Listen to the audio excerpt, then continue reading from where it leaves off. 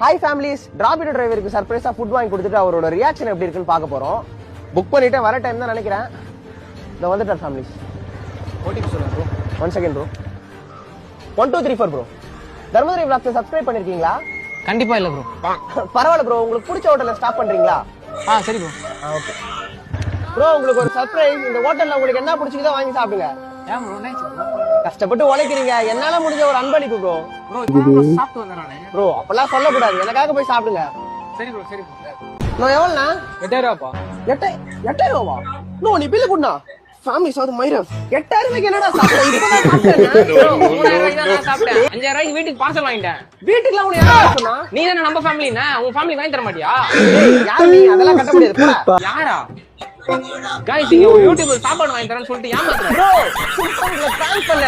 Families அவர் சாப்பிட்ட 8000 ரூபாய் பில்ல நாமளே கட்டி தரோம்.